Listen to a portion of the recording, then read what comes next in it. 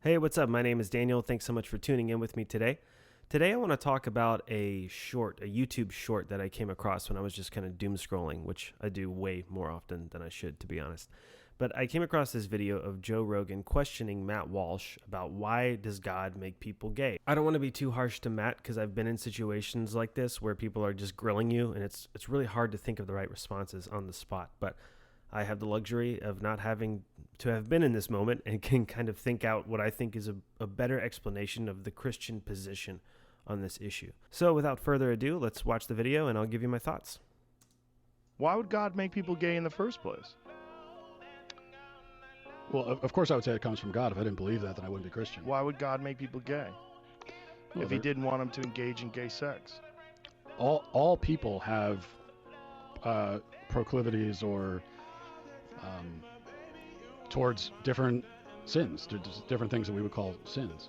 Yeah, but if that's like their fundamental attractiveness, they're attracted fundamentally to other men, or other women. Why? It seems like something that God gave them. Like, why would God give you an attractiveness, or why would you be attracted to the same sex if that was morally reprehensible, if that was against God's will? Why would he instill that lust and that desire and that feeling of being attracted and feeling of being in love with someone of the same sex? Okay, so many thoughts on this. Let me see if I can try to break this down to the best of my ability. So the first thing I'll say is I don't agree with Matt or Joe that this comes from God. I don't know where Matt gets this idea. It says in James that no one can say that God is tempting them. God does not tempt people to do things that are sinful. That kind of thing does not come from God. It comes from the fall. It comes from the fact that we live in a broken world. Now, personally, I don't actually buy the argument that people are just born gay, but let's say they were. That doesn't mean that God gave it to you. And to Matt's point that I do agree with is all people are born with proclivities toward certain types of sins, and homosexuality is just one other sin that people are born into. And that is why Jesus taught us that we must be born again. We have to be completely reborn. We have to do this thing all over again because every single one of us have intense desires to do things that are apart from God's will. Joe Rogan makes the point, well, if that's their fundamental attractiveness, he says, if that's like something that they have within them, it seems like something God would give them. I don't really understand that logic personally because our fundamental nature is against God. As human beings, we have a desire of our own to run away from God. We have desires to do things that are against his will. That doesn't come from God. That comes from us. And every single human being is born with that fundamental opposition to Christ because we are born into sin. And that's why he taught us that we have to be completely born again. We have to fundamentally change. And the only way that we can do that is through the power of his Spirit. So I don't deny that homosexuality is a really confusing and difficult thing to struggle through. I'm not saying I understand it all. I'm not saying that that makes it easy, but that doesn't mean that God gave you that struggle. But there is a much more important point that I think Matt missed when talking about this issue. So Joe makes the point that why would God make me this way? He's not gay, of course, but speaking for someone who might be struggling with this, he makes the point, why would God make me this way and then tell me that I couldn't do it? That doesn't make any sense to me. Like, I don't feel like I chose this. This is a question that we all have, whether we deal with homosexuality or not. We all go through things in life that don't make any sense to us. And we wonder, why is God letting this happen? Just read through the Psalms and you will see countless Psalms about being in situations where you're seeing the wicked prosper and you feel like God has abandoned you, and it's just this kind of desperate cry for God, why are you making me go through this? Where are you? I need you.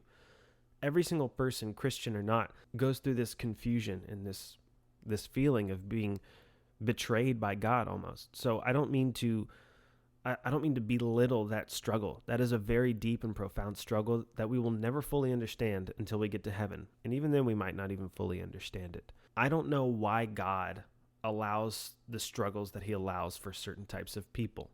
But I do know this. I know that I am in no place to argue with him. And let me explain what I mean by that. I want you to really consider what you're asking when you say, why would God do this? And the way Joe asks it, he asks it almost with this kind of tone that's like, I mean, I obviously know better.